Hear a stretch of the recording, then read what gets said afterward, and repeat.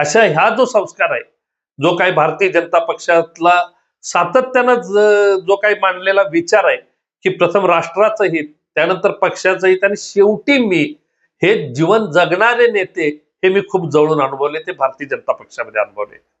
माननीय मुंडे साहेबांचं जे काय दिवस रात्र सातत्यानं कामाला वाहून घेणं हे काय असतं हे मी खूप जवळून अनुभवलं. परिश्रम काय असतात हे मुंडे साहेबांकडे पाहून मी शिकलो. कार्यकर्त्यांचे नेते झाले, मात्र स्वतःतला कार्यकर्ता आजही जिवंत आहे अशी ओळख असलेले भारतीय जनता पार्टीचे प्रदेश प्रवक्ते तथा केंद्रीय भटके विमुक्त विकास आणि कल्याण बोर्डचे सदस्य प्रवीणजी घुके यांचा परिचय आपण आज जाणून घेऊया आणि त्यांच्याशी गप्पाही मारूया.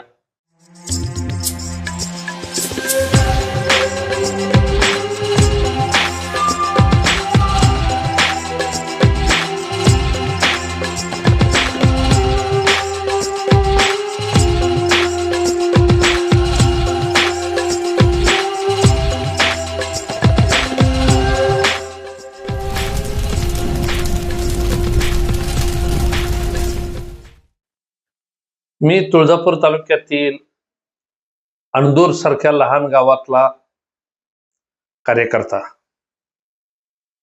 विद्यार्थी असताना अखिल भारतीय विद्यार्थी परिषदेच्या संपर्कामध्ये आलो आणि त्यावेळी अखिल भारतीय विद्यार्थी परिषदेचं काश्मीर बचाव आंदोलन चालू असायचं.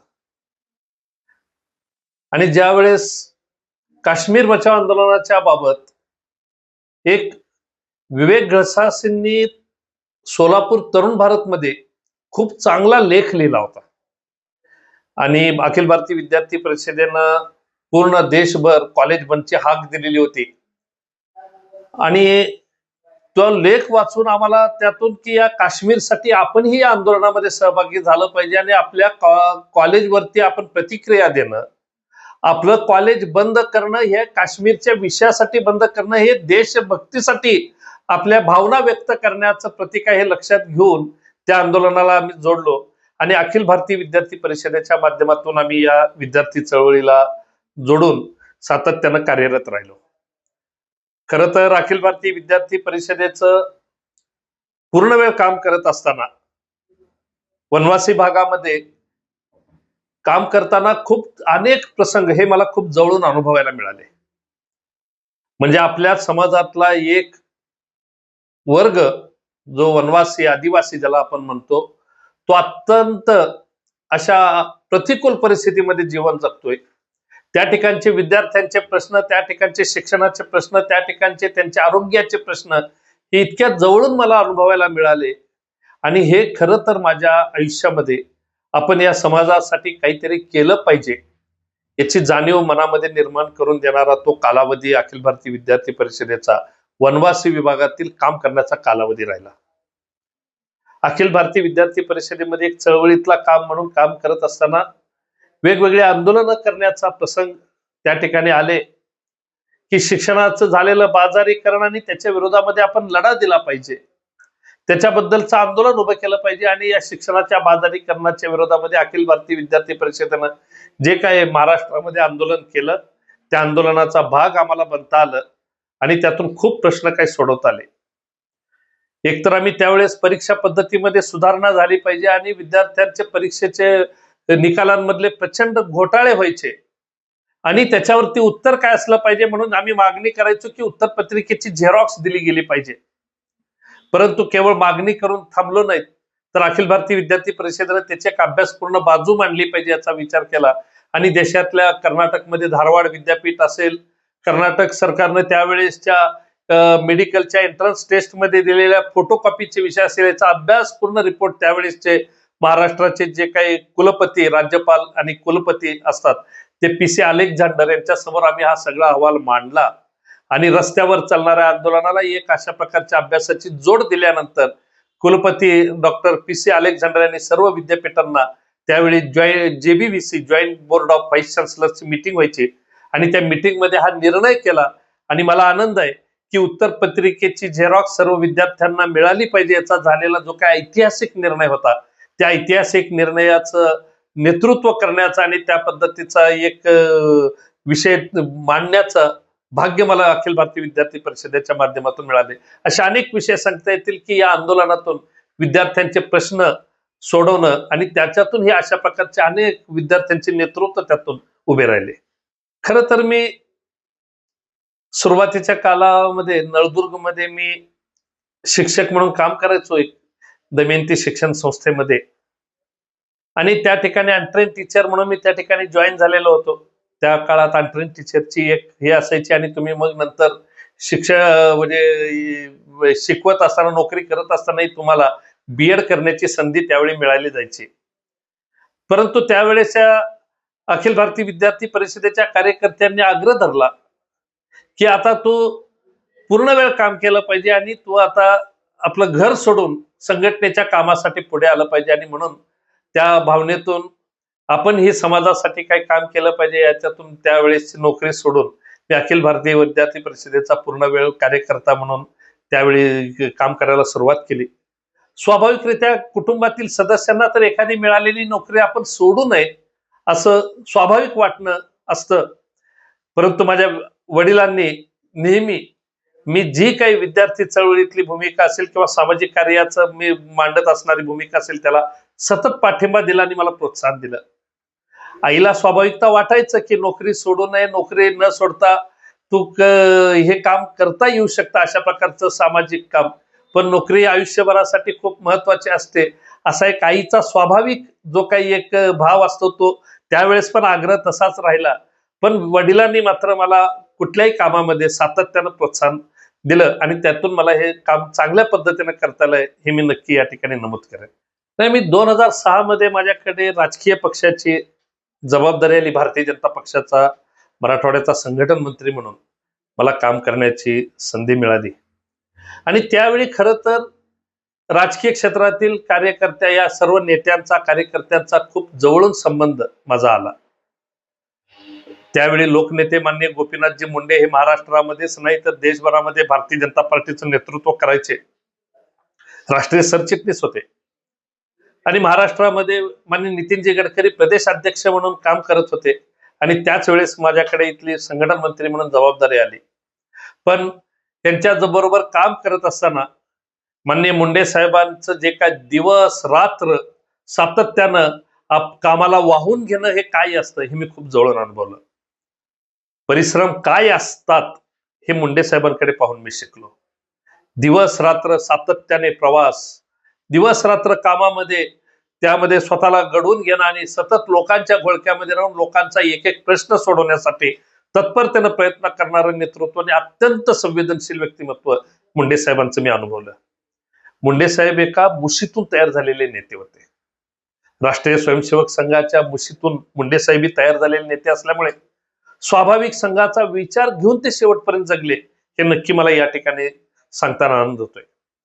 बऱ्याच वेळेस मी जवळून पाहायचो, कार्यकर्ते अनेक यायचे की साहेब आम्हाला तुमच्या नावानं शैक्षणिक संस्था काढायची आहे, तुमच्या नावानं कॉलेज मी सुरू करणार आहे, तुमच्या नावानं काहीतरी हे करेल, पण कधीही मुंडे साहेबांनी स्वतःच्या नावानं आणि त्यांच्या परिवाराच्या नावानं कुठलीही शैक्षणिक कुठली संस्था असेल, शाळा असेल, कॉलेज असेल हे काढायला विरोध केला. हा त्यांचे दिलेला एक संस्कार होता. तो आपल्या स्वतःचं नाव करण्यासाठी नाहीये, समाजाचे प्रश्न सोडवण्यासाठी या संस्था उभ्या राहिल्या पाहिजे.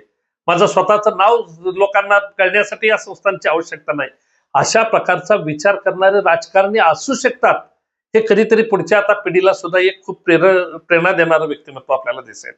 अशा ह्या जो संस्कार आहे, जो काही भारतीय जनता पक्षातला सातत्यानं जो काही मांडलेला विचार आहे की प्रथम राष्ट्राचं हित, त्यानंतर पक्षाचं हित आणि शेवटी मी, हे जीवन जगणारे नेते हे मी खूप जवळून अनुभवले, ते भारतीय जनता पक्षामध्ये अनुभवले.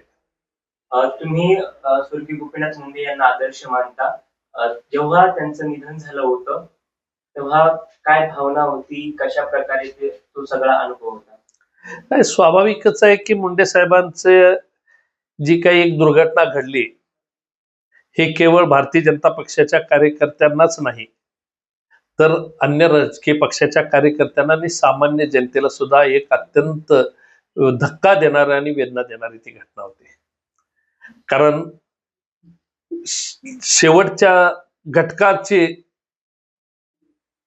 बद्दलची एक तळमळ असणारा कार्यकर्ता नेता, ते प्रश्न सोडवण्याची हातोटी असणारा, प्रशासनावर प्रचंड जरब असणारा आणि या सगळ्याचा उपयोग हा लोकांचे प्रश्न सोडवण्यासाठी केले पाहिजे याचं भान असणारा आणि प्रचंड लोकांचं त्यांना पाठिंबा असणारा एक लोकनेता म्हणून खरं तर मुंडे साहेब होते.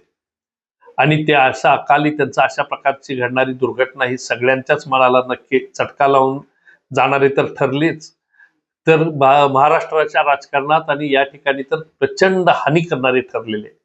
कारण की अशा प्रकारचं नेतृत्व पुन्हा होणं नाही. मुंडे साहेबांसारखं व्यक्तिमत्व की ज्यांनी स्वतः विचार जोपासले, जगले. मुंडे साहेबांनी शेवटपर्यंत राजकारण हे समाजाच्या हितासाठी करायचं असतं, प्रश्न हे त्या दृष्टीने सोडवायचे असतात, अशा प्रकारचा त्यांनी प्रयत्न केला. ते याच्यामध्ये सत्तेत असताना सुद्धा जे बोलले ते त्यांनी करून दाखवलं. म्हणजे महाराष्ट्रामध्ये ज्या काळातली म्हणजे गँगवार आणि दहशतवाद हे पराकोटीला पोहोचलेलं होतं, त्या काळातले झालेली एक कणखर गृहमंत्र्याची भूमिका घेऊन जो या ठिकाणी मुंबई मधला असणारं गँगवार हे पूर्णपणे नियंत्रित करणं आणि ते संपवण्याचं काम जर कुणी केलं असेल तर ते मुंडे साहेबांनी केलं. हे करत असताना पोलीस दलाला दिलेलं त्यांनी पूर्ण त्यांचं मनोबल त्यांचं उंचावणं इथपासून ते त्यांना आधुनिकीकरणाशी जोडणं आणि बरोबरीनंच त्यांच्या या सगळ्या विषयावर त्यांच्या घडणाऱ्या कृतीमध्ये त्यांच्या पाठीशी उभं राहून या सगळ्या एक जे काही दडपणाखाली हा महाराष्ट्र जगत होता आणि राजकारणाचं गुन्हेगारीकरण हा महाराष्ट्र अनुभवत होता, ते सगळी गुन्हेगारी पूर्णपणे नष्ट करण्याचं काम मुंडे साहेबांनी केलं. अशा अनेक उदाहरणं सांगता येतील की सत्ता असेल तर ती कशा पद्धतीने आपला विचार रुजवण्यासाठी राबवायची असते, शेवटच्या घटकाचं कल्याण करण्यासाठी राबवायची असते.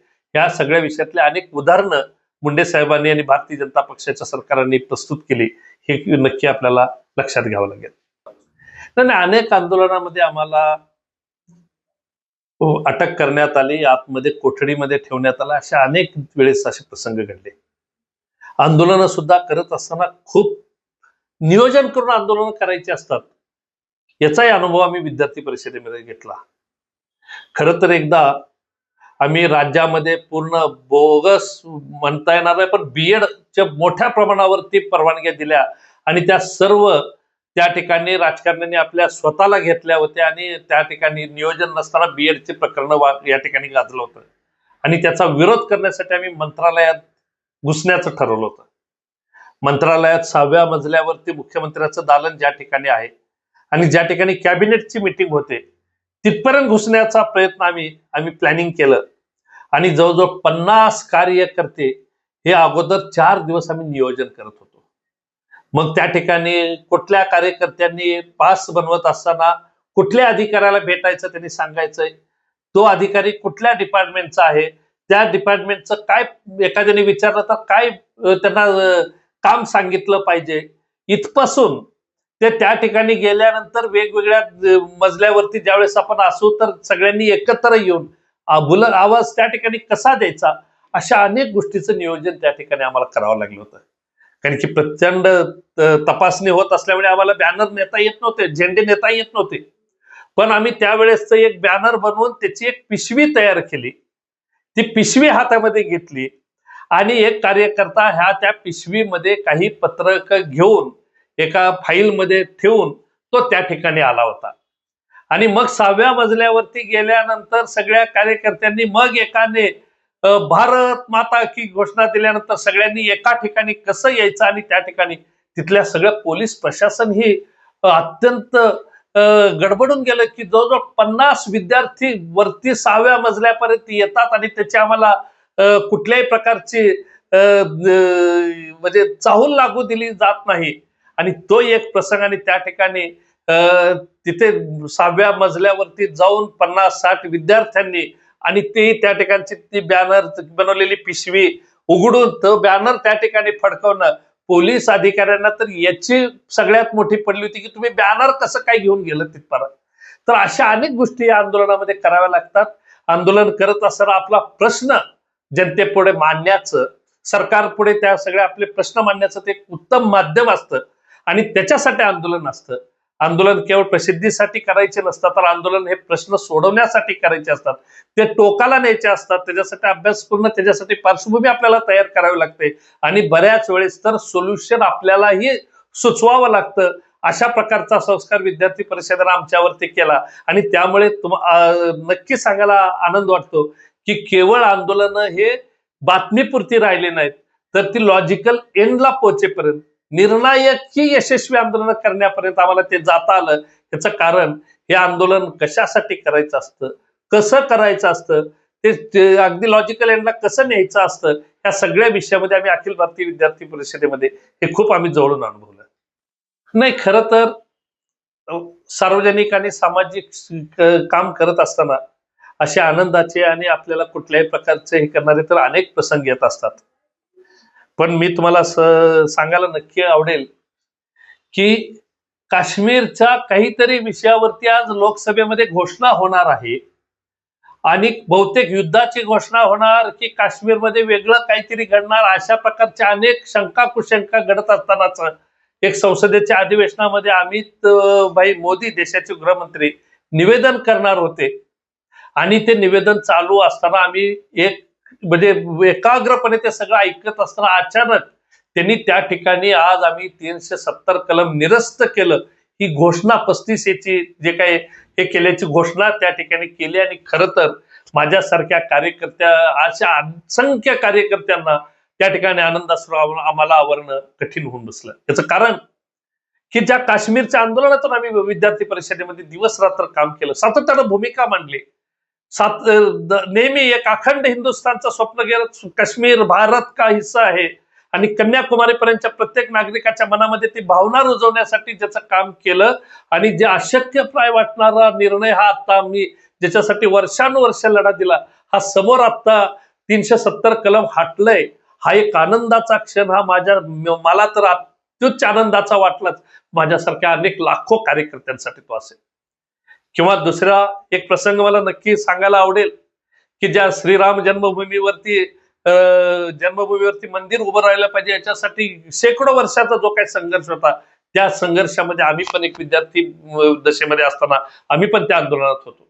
त्या कारसेवेमध्ये 6 डिसेंबरला झालेल्या कार्यसेवेचा एक भाग मी पण होतो.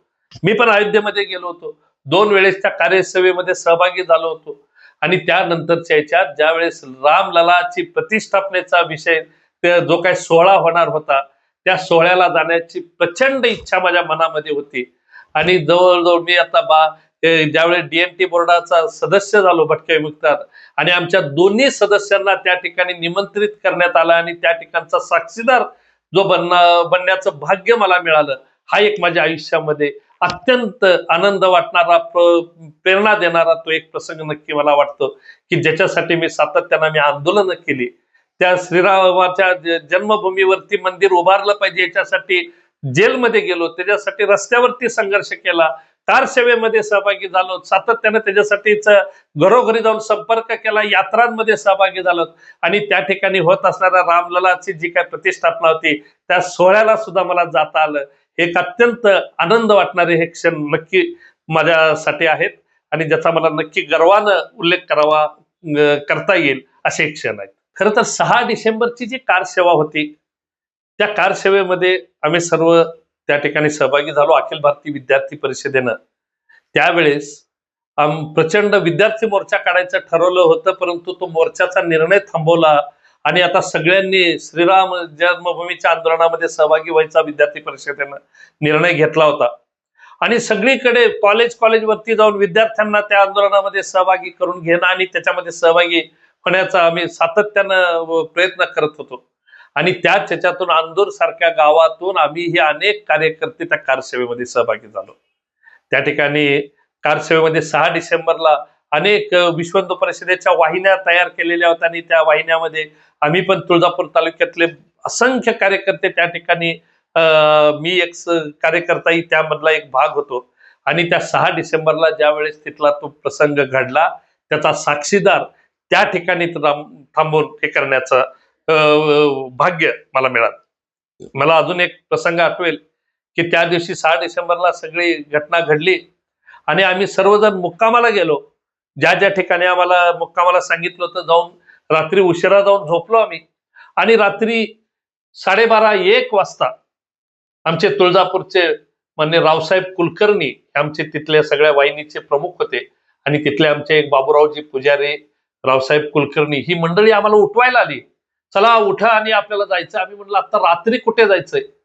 तर त्या ठिकाणी आम्हाला ज्या ठिकाणी तो अस्थायी चबुतरा बनवला जात होता, तर त्या चबुतरा बनवण्याचं काम करण्यासाठीच्या असणाऱ्या वाहिनीमध्ये आम्ही सगळे तुळजापूर तालुक्यातले आम्ही सर्व कार्यकर्ते, आमचे भुजंगराव घुगे हे त्यावेळेस विश्व हिंदू परिषदेचे या कारसेवेचं महाराष्ट्राचं नेतृत्व करत होते आणि त्यामुळे तिथल्या आमच्या टीमला त्या ठिकाणी एक चांगला सौभाग्य त्या ठिकाणी आम्हाला म्हणता येईल की रात्रभर तो चबुतरा जो तयार केला त्यामध्ये त्यांना विटा देण्याचं, त्यांना त्या ठिकाणचं बांधकामाचं साहित्य पुरवण्याचं काम आम्ही त्या ठिकाणी रात्रभर करत होतो आणि सकाळी त्या ठिकाणी मूर्तीची प्रतिष्ठापना होऊन ज्या वेळेस तिथली आरती झाली आणि आरती झाल्यानंतरच आम्हाला त्या ठिकाणाहून मग पोलीस फोर्स वगैरे यायला सुरुवात झाली आणि आम्हाला त्या ठिकाणाहून बाहेर काढलं. पण अनेक वर्ष रामलला ज्या मूर्ती त्या ठिकाणी जिथं विराजमान होती तो जो अस्थायी चबुतरा होता तो चबुतरा बांधण्यामध्ये सुद्धा सहभागी असल्याचा अभिमानपूर्वक म्हणजे मग त्या ठिकाणी आमचे सर्व तुळजापूरचे आमचे कार्यकर्ते आणि त्या ठिकाणी रावसाहेब कुलकर्णी, बाबूराव पुजारी असतील, भुजंगराव घुगे असतील, नागनाथ बोंगरगे असतील, ह्या सर्वांसोबत आम्ही त्या दिवशी रात्रभर त्या ठिकाणी त्या चबुतरा बनवण्यामध्ये योगदान देत होतो. आपणही आपला खारीचा वाटा उचलत होतो. ह्याचं आत्यंतिक समाधान आमच्या मनामध्ये. ठीक आहे, दुःखाचे प्रसंग येत असतात जात असतात, असं काही मला कुठला तरी दुःखाचा प्रसंग किंवा नाराजीचा प्रसंग मला स्पेसिफिक सांगता येणार नाही. पण मी एक नक्की सांगेन की राजकीय आणि सामाजिक क्षेत्रामध्ये काम करणाऱ्या कार्यकर्त्यांना आपलं मनोबल उंचवणाऱ्या किंवा मनोबल तोडणाऱ्या अनेक प्रसंगाला सामोरं जावं लागत असतं आणि या ठिकाणी तरीही आपण करत असणारं काम हे एका विचारासाठी करतोय, आपण करत असणारं काम एका उदात्त हेतूने करतोय, हा भाव ज्यावेळेस त्याच्या मनामध्ये असतो तर त्यावेळेस ह्या सर्वांवरती तो मात करून नक्की पुढे जाऊ शकतो. हे पण तितकंच खरं आहे. त्यामुळे मी करत असणारं काम एका उदात्त काम मी करतोय, मी एका चांगल्या विचाराचं काम करतोय, हा भाव मनामध्ये असणं गरजेचं असतं. आणि मी सांगेन की आज अशा प्रकारचा भाव निर्माण करण्याचे राजकीय पक्षामध्ये जर व्यवस्था अन्य कुठेही असेल की नाही मला माहित नाही. भारतीय जनता पक्षाचा काम करणारा कार्यकर्ता हा स्वतःपेक्षासाठी कमी आणि समाजासाठी आणि देशासाठी आम्हाला काम करायचे हा भावना घेऊन काम करत असल्यामुळे त्याच्या मनावरती असे अनेक प्रसंग जरी आले तरी तो पचवण्यामध्ये तो नक्की समर्थ ठरतो, हे मात्र नक्की.